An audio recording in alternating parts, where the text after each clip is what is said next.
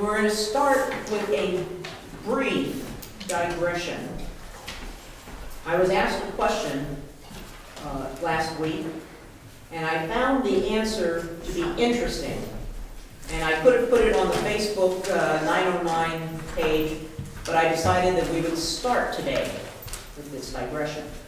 The question I was asked in light of our discussion of the United Monarchy is, what is the origin of the Star of David? And I realized when I was asked the question, I didn't have any idea what the origin of the Star of David was. But I found out. Now, having found out, I also then found some very interesting trivia. The Hebrew word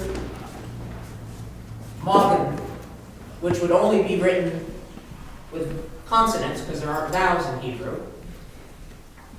is either Magen, M-A-G-E-N, which is how it is transliterated from in Hebrew in Israel, or it's Mogen, which is the Yiddish, the colloquial transliteration of that Hebrew word. It means shield. Okay, why did I find this interesting? Well, I went to a largely Jewish high school where you always heard about Mogen David wine. I had no idea what the word Mogen meant. And when I first saw the word Magen, I thought, well, how did you spell it wrong on the wine? Only to find out that Mogen is the colloquial. Now, where does the symbol arise? It arises at the end of the 19th century, about 120 years ago, okay? It is a symbol of modern Jewish identity. It was never a uniquely Jewish symbol. That is the six-sided star, the two. Talking about the star on the Israeli flag. Yeah, say that again 5 times. Yes, talking about the emblem on the Israeli flag, which of course is 2 triangles upside down. All right, 1897. There is some suggestion that it was used in some Jewish communities prior to the 19th century, but only in the Czech Republic, in Austria, and in parts of southern Germany. We'll come back to why that's an interesting part of the footnote.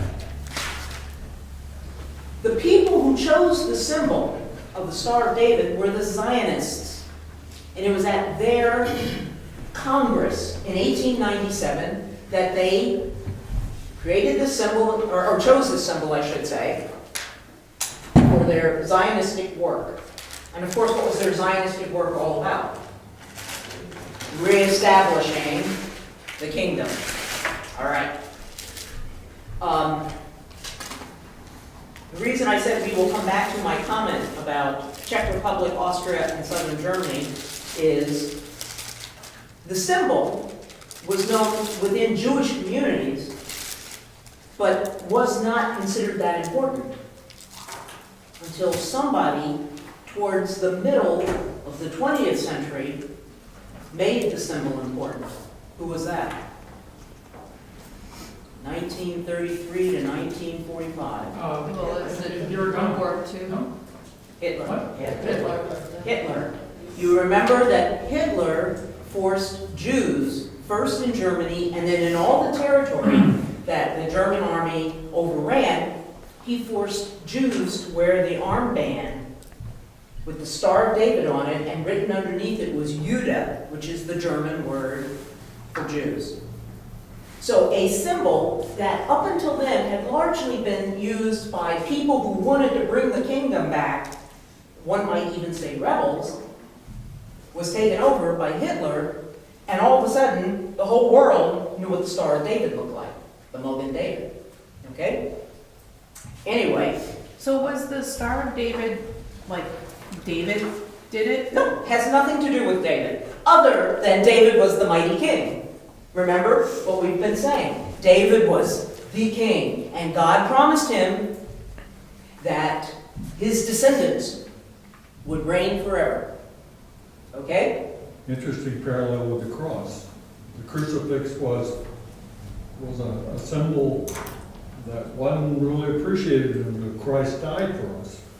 And And exactly.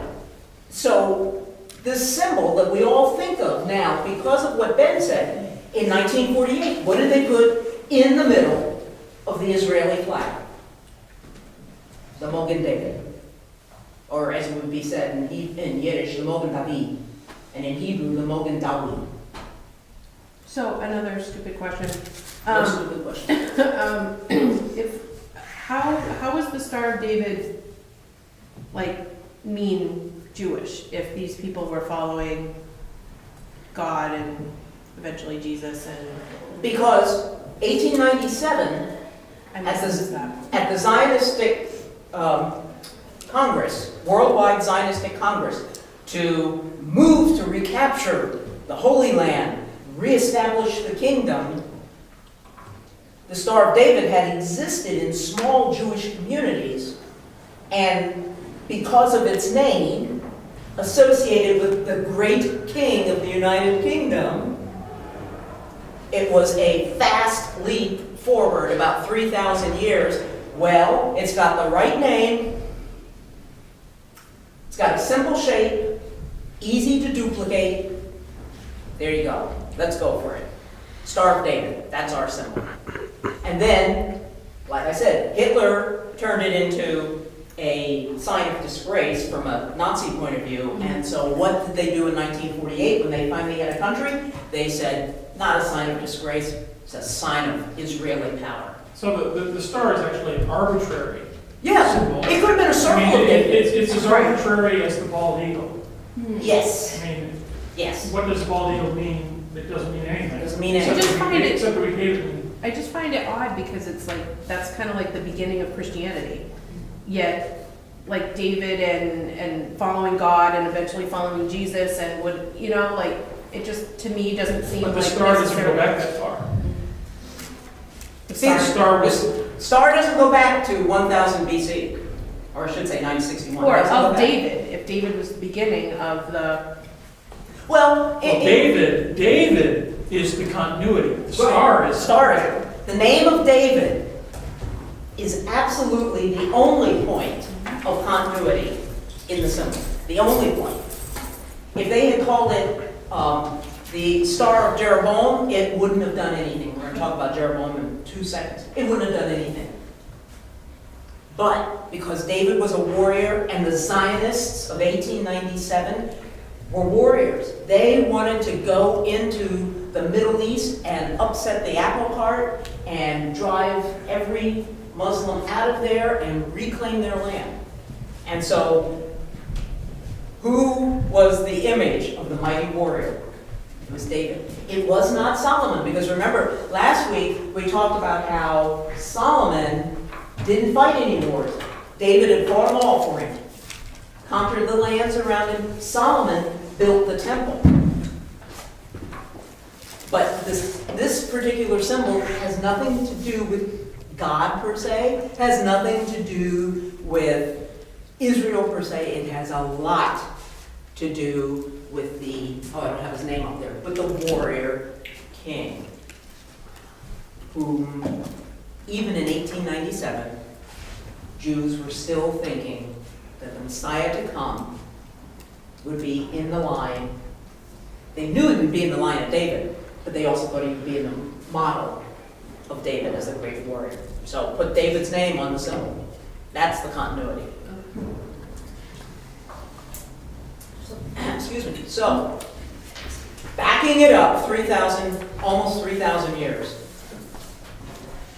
Back to the Northern Kingdom. You remember when we closed last week, I said it was the first time that you had two independent states giving allegiance to the same God. And that would be a source of trouble. The story of the Northern Kingdom is edited by the Southern Kingdom. The Southern Kingdom, the Kingdom of Judah, would last much longer than the kingdom of Israel, the northern kingdom. And they would have the time to write parts of the story, of the history of the northern kingdom. And in writing that story, as you read through 1st and 2nd Kings, I don't urge you to do that, but if you can't sleep tonight, feel free to start doing that. It's not that boring. Well, it's not that boring, but you've got to love history if you're going to read 1st and 2nd Kings, okay? But as you read through it, you will see that Judah saw Israel as being unfaithful. And that unfaithfulness began with Jeroboam the first, who was the first king of the northern kingdom of Israel. Now, there are going to be a lot of kings, and we are not going to look at most of them. But we are going to hop, skip, and jump at times through some of these kings. Jeroboam fortified Shechem as the capital, and if you look in your handout on the map, you'll get a sense of where Shechem is. And by fortifying the capital, he made it clear that he was not interested in any entreaties from the southern kingdom. That is, the king there, whose name was Rehoboam. He was not interested in any entreaties from the southern kingdom to reunite.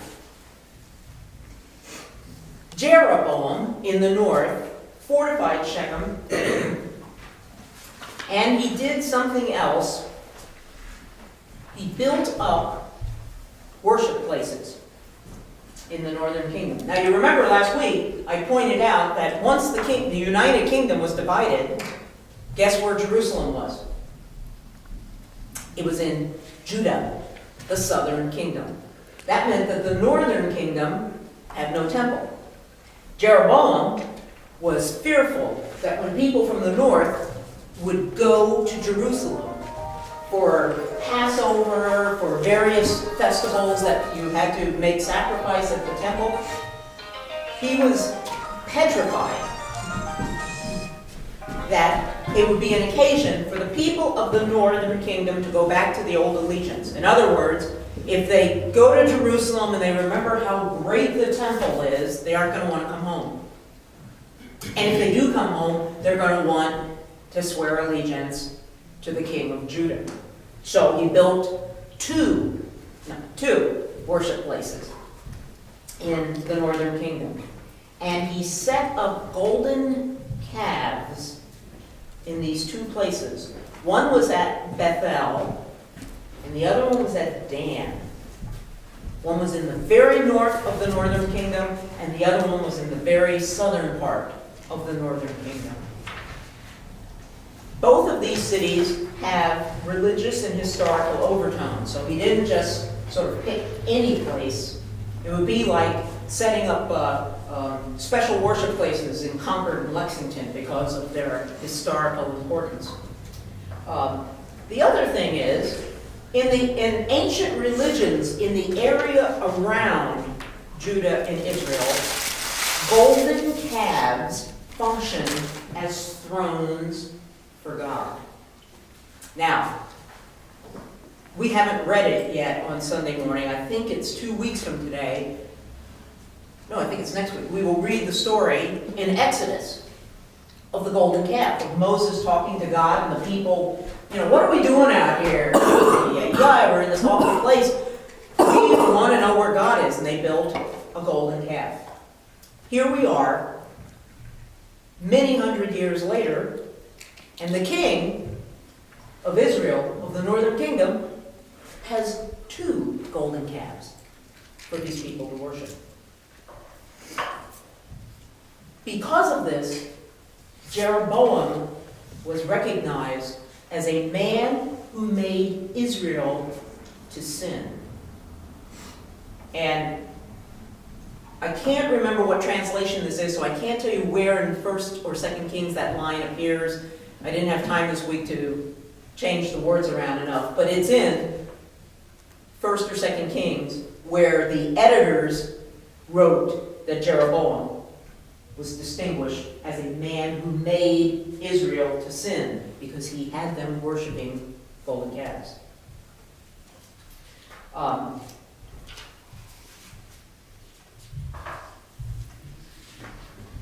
He also not only had the calves, but he built buildings around the calves, creating pagan shrines, and he ordained priests who were not from the tribe of Levi. Not a good thing to do. So you can see how in Judah all of this looks like complete apostasy, going against the faith. The policies that Jeroboam put in place would be followed by the succeeding kings of the northern kingdom.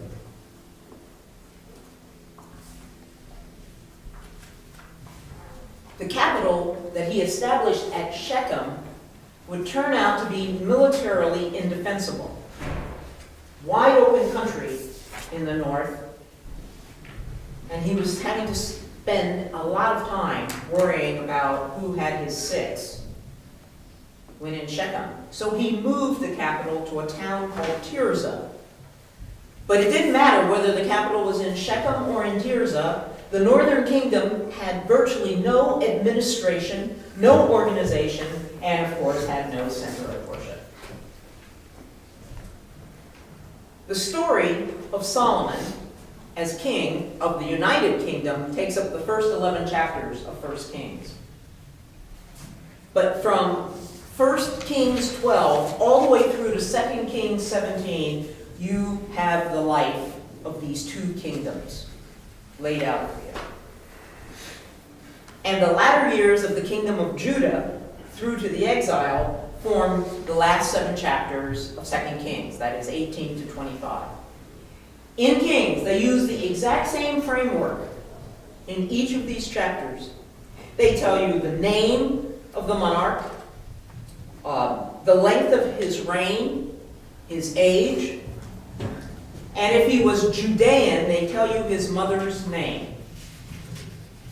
If he was part of the northern kingdom, they don't care who his mother was.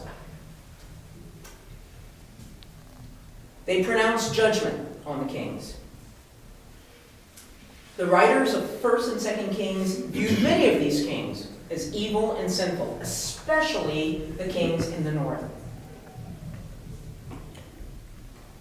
Their judgment of the kings in the south is mixed. But even though they are the direct descendants of David and Solomon in the south, the writers of 1 and 2 Kings don't hold all of them up to the great glory of their ancestor David. Only 2 in the south do the writers think were worthy of perhaps holding his train, and that they were Hezekiah and Josiah. But Hezekiah had leprosy. What, of course, would be the problem with leprosy back in those days? Sin. In those days, they believed that if you had leprosy, it was a sign that you had sinned. And King Josiah would die in battle. So, in the midst of all of this, another reality in the life of both Israel and Judah came to great prominence, and that was the life of the prophets. The prophets, as we saw with Samuel earlier, as we saw with Nathan, vis-a-vis David, prophets were leaders. Indeed, in this time, in the story of both the northern and the southern kingdom, there were 3 leaders, 2 of whom we need to pay a little bit of attention to. Were there prophets in both the northern and southern? Yes, indeed. names that you will know. We're But gonna did talk. they disagree with each other too? Like, They didn't really talk to each other. The prophets talked to the king, but it wasn't like Harry Reid talking to John Boehner, right. okay? But they disagree with, like, the northern prophets disagreed with what the southern prophets were doing and vice versa? Just They like the did- kings were? Or They no? didn't pay much attention to each other Okay. in that sense. They disagreed with the kings. They were more focused on getting these kings to pay attention to the word of the Lord than whether they disagreed with how. So they think they should have been one country, that there shouldn't have No, really been not fighting necess- between the north and the south? Not necessarily. Not necessarily. Hang on to that for just a moment, okay? The three leaders that you would have found in this ancient world, and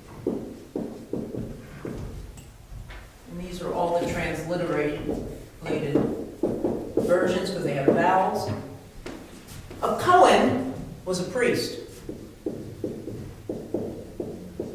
Every now and then you will find somebody in the world today whose last name is Cohen. I worked with a guy once. His last name was Cohen. He said, yes, my ancestors were priests in the Temple of Solomon. I want to know how he tracked all the way back. But be that as it may, that is exactly what the word Cohen means. It means priest. A Haken is a wise man. Do not think mafia.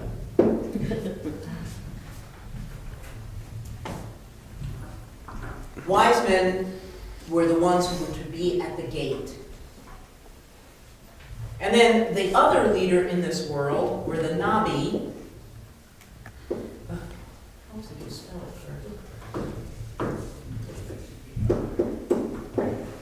No spell check on that, huh? No spell check on dry erase.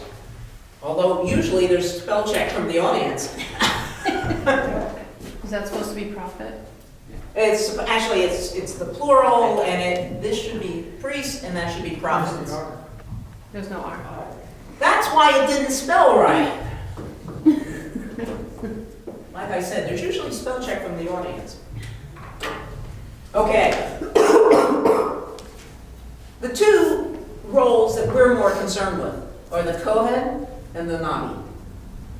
The priests and the prophets. The priest's duty was to proclaim the law and offer sacrifice in the temple.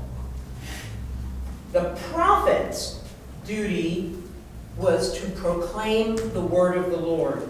Indeed, this word nabi means to utter, to speak. Now, on your handout, there is information about pre-monarchy prophets, about monarchical prophets, and about another phenomenon at this time, which were the writing and the non-writing prophets. The non-writing prophets have stories told about them, but we do not always have words that we can,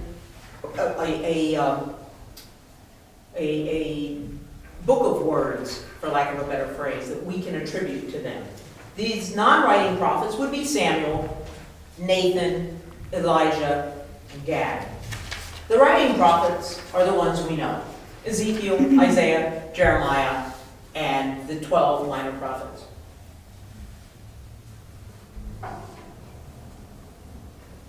Israel, that is the northern kingdom, was not the only country or land to have prophets. There were prophets in Canaan, in Syria, in Mesopotamia, among other areas around them.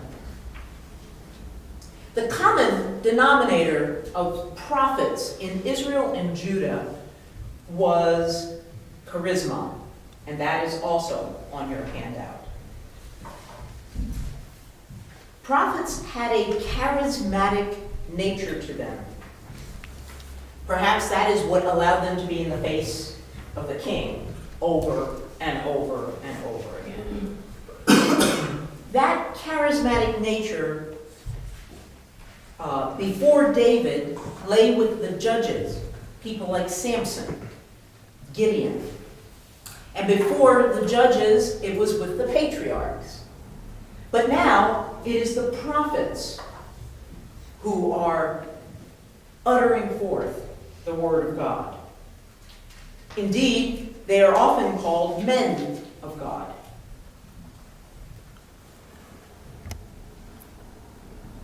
The monarchical prophets, backing up a little bit, include Elijah the Tishbite. He arose in this instability of the northern kingdom. He arose at the time that Jeroboam was succeeded by his son, whose name was Nadab. Don't worry about Nadab,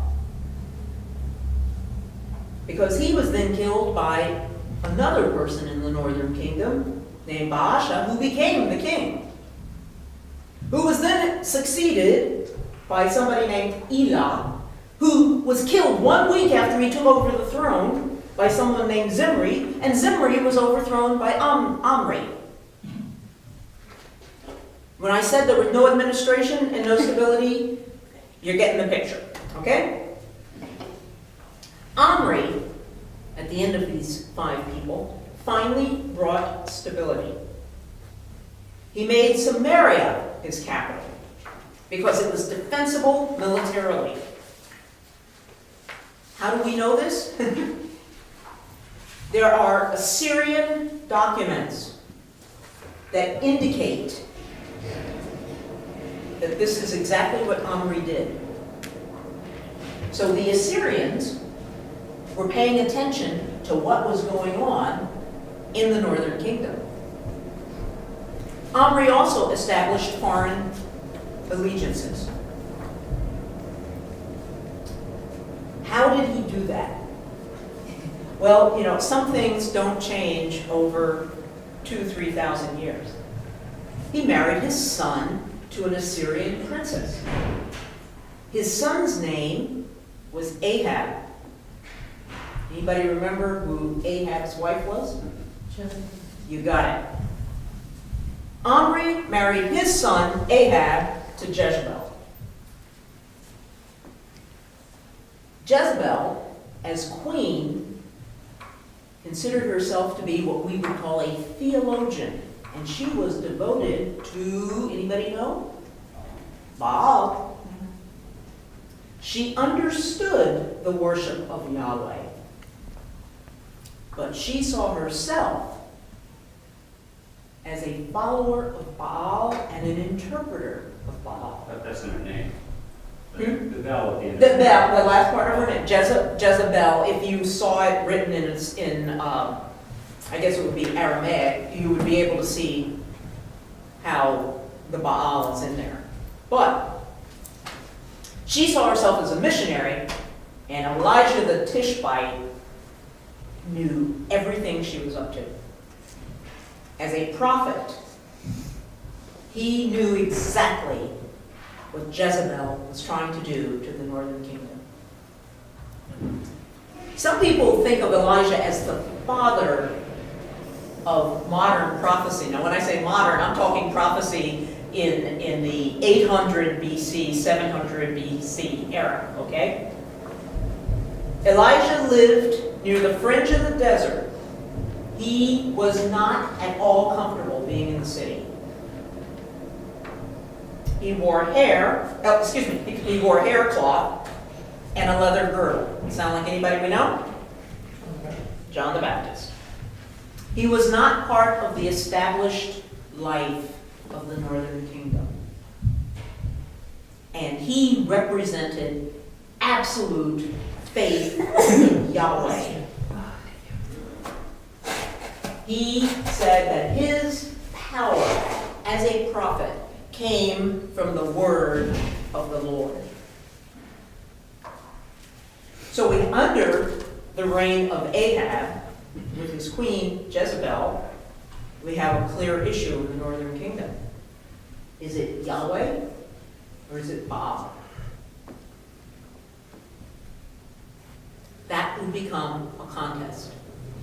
And there are many stories in 1 Kings about Elijah confronting the world around him. Why the world? Well, it became a contest between nature and God and Yahweh. Baal sends rain, is supreme in nature. Elijah says there wouldn't be any rain except by my word, i.e. the word of the Lord. He said Yahweh created everything in the whole world and everything that is in it. He said nature is not deified in Yahweh. It's deified in Baal, but not in Yahweh. Yahweh is the Lord, the creator of all nature, and is a transcendent God. You're beginning to see a little bit about how the understanding of who God is slowly growing and changing. And that was a question that, it may have come up on Facebook, but there was a question about, how did the Israelites see God? Well, part of the role of the prophets was to help them to understand the God whom they were worshiping.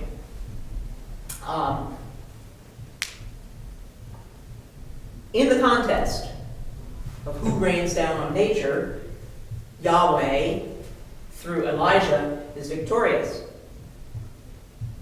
But Elijah, even though he's a prophet, he's still a human being. And he is threatened by this incredible power that the queen has. And Elijah goes into a funk. He has shown that God is the one who is the Lord of creation, but he's still afraid of Jezebel. So he goes into a funk. He goes out into the wilderness for 40 days. Does that sound familiar? Mm-hmm. Looking back and looking forward, right?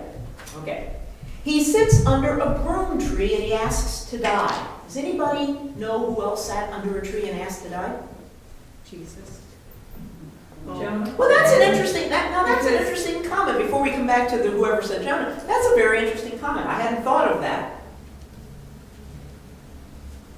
I have to ponder that one for a little while. Who said Jonah? Was that you? Yeah. There you go. Jonah was asked to do something that he didn't want to do. He finally went and did it. Everything happened the way God said it would. And now he's mad.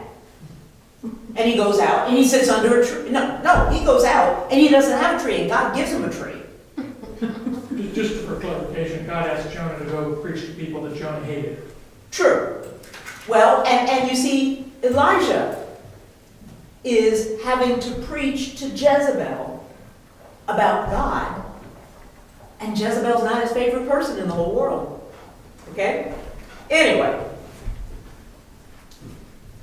Elijah's in a funk, and he says, basically, look, Lord, I need a revelation of my own. I'm out here doing all this stuff, and I'm supporting you. I need some signs. I need something. And God says to him, what are you doing? And Elijah says, I only am left. They're all looking for me. They're seeking my life. And God says, go forth and stand up. God will pass by and support you. So he gets out of his funk long enough to come out of his cave, and he stands out there, and there's a strong wind that goes by, and there's an earthquake that happens, and he can't find Yahweh anywhere in it. And then this gentle voice speaks to him. And all of a sudden, Elijah realizes a new mode of revelation. A new form of the word of the Lord. Out of that silent voice came the word of the Lord. Now, think back to the old stories. When the patriarchs and the Hebrew people were going through through the desert, when they were engaging God, there were always these big things. You know, Jacob wrestling and having his hip bone thrown out. And, you know, the manna from heaven and the water sprouting up. And well, let's go right to the Exodus, you know, the seas parting. And now, another revelation. God says to Elijah, what are you doing here? You don't belong here. I want you to return to the wilderness by Syria. Get involved in the world. Have some concern for social and theological positions in life. And I want you to anoint Elisha while you're out there doing that. Because God said there are 7,000 folks in Israel, meaning the northern kingdom, who have not bowed to Baal.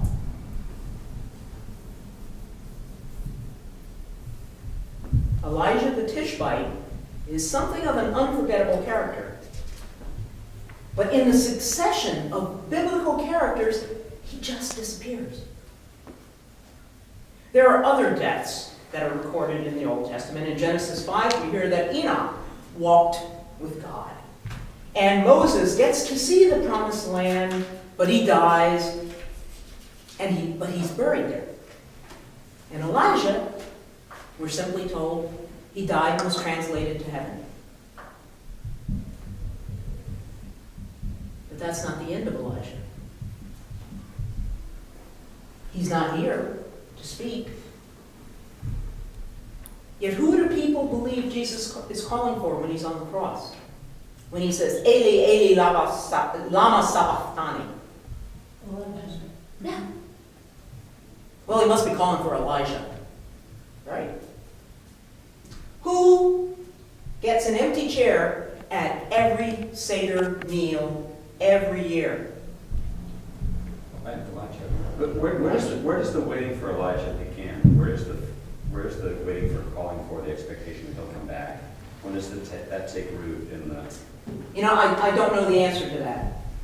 And it's probably somewhere in the same mode of what we were saying about the Mogen David, but I'll check on that, because it's my understanding that that is more ancient, believing that Elijah will return to the Passover meal when the Messiah has come. It's my understanding that that's probably more ancient than the Mogen David, but we'll check on that.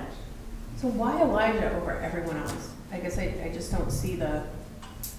I think in large part, he was the first of the prophets, and you're going to see more next week. He was the first of these prophets to really get in the face of the world around him. Samuel got in... like David, Yeah, in a sense. kind of like David in a sense. Samuel got in the face of Saul and David, but not necessarily in the face of the Amorites or the Hittites or whatever. That's what David did, okay? Elijah saw in this northern kingdom with no religious center, okay? No religious center in the sense of the great temple. He saw here the pulling away by the queen, the slow unraveling and the slow pulling away from the faith. And so he was in the face of the queen, the king, and the whole northern kingdom in a way that I don't think prophets before him did that. But we will see next week when we start talking about more of the northern kingdom prophets, Amos and Hosea. We're going to see that they continued this mode. Just the last couple of things. Moses and Elijah are recorded as appearing to Jesus in the Transfiguration. And when Jesus, in Matthew 16, we read this about 6 weeks ago, when Jesus came up to the disciples in Caesarea Philippi, and he said, "Who do people say that I am?" Well, some say John the Baptist. Some say Elijah, and that's when Simon Peter, "You are the Christ, the Son of the living God. Elijah does not go away. 900 years, about 875 years later,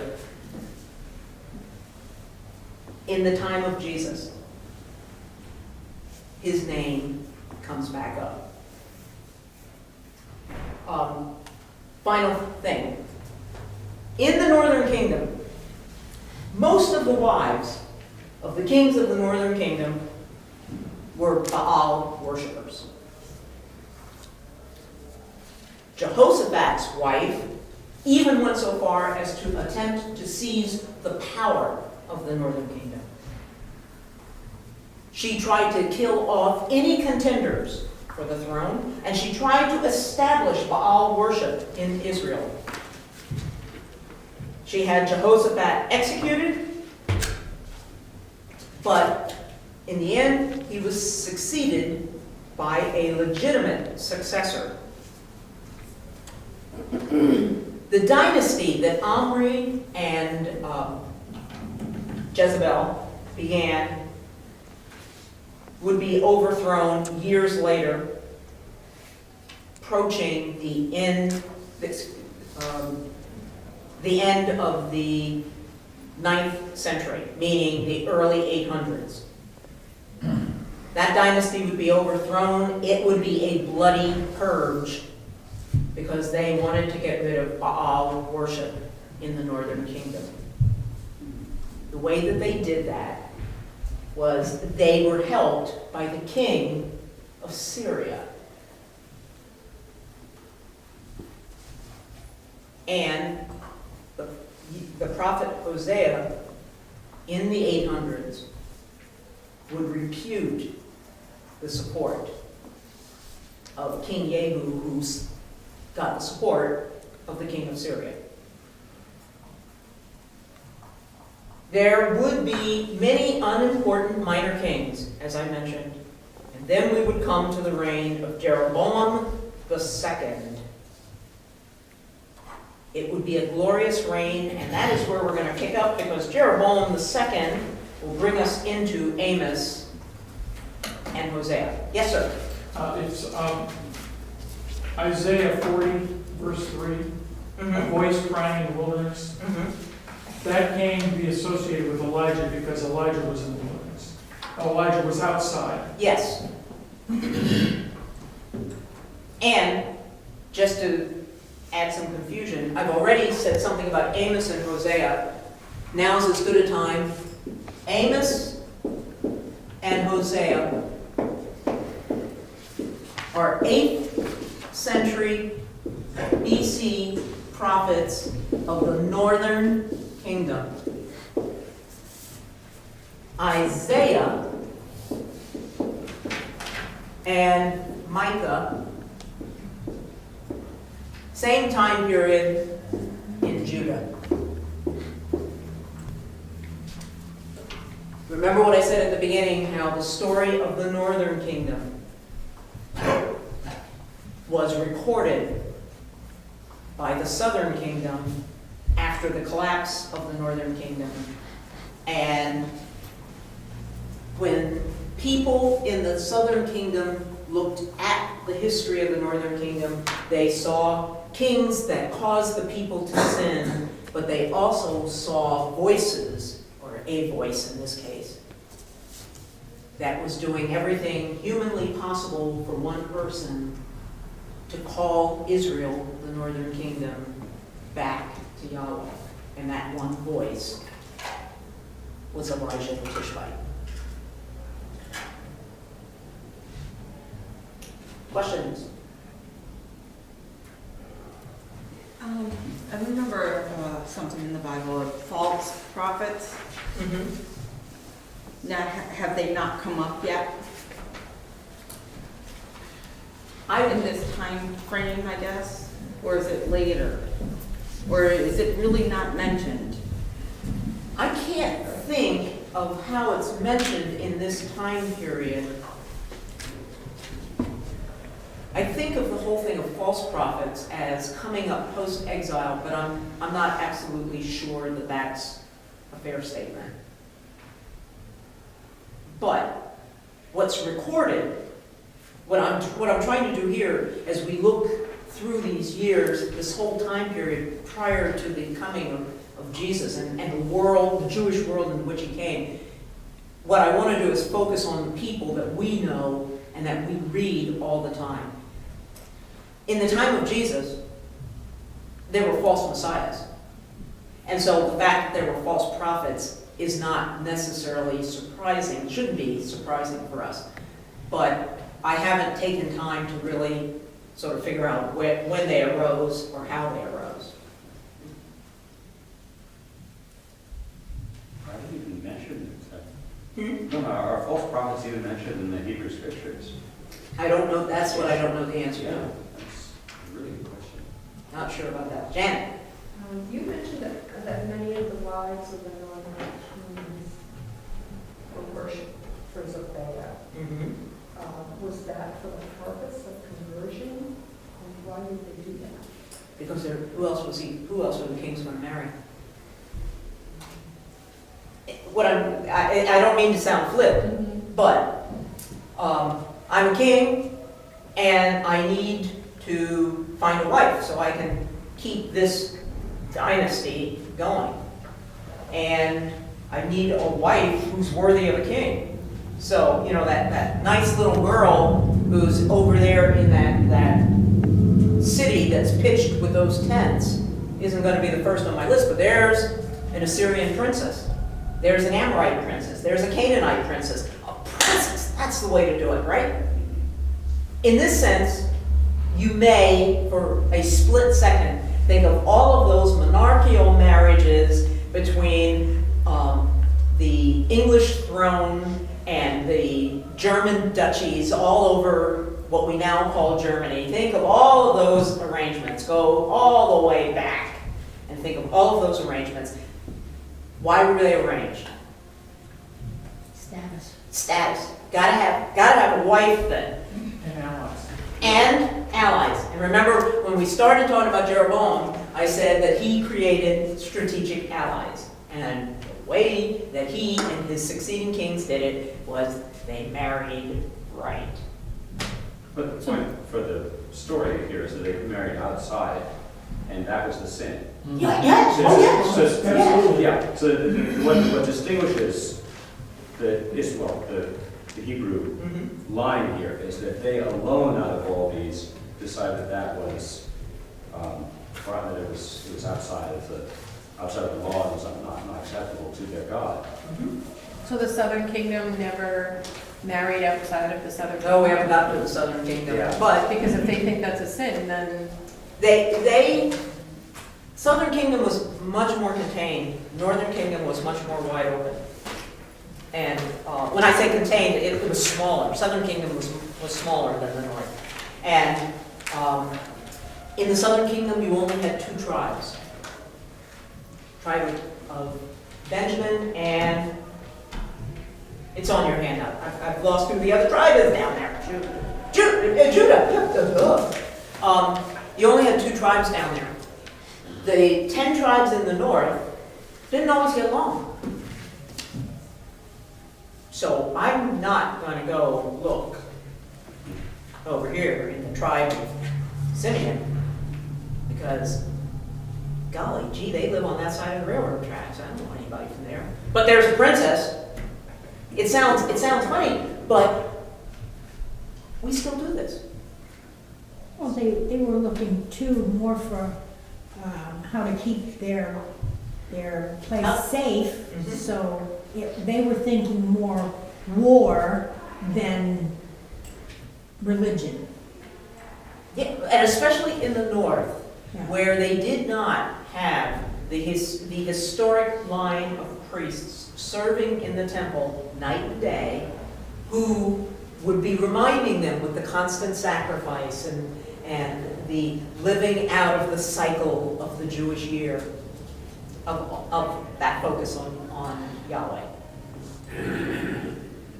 Okay, next week, moving on to Amos and Hosea.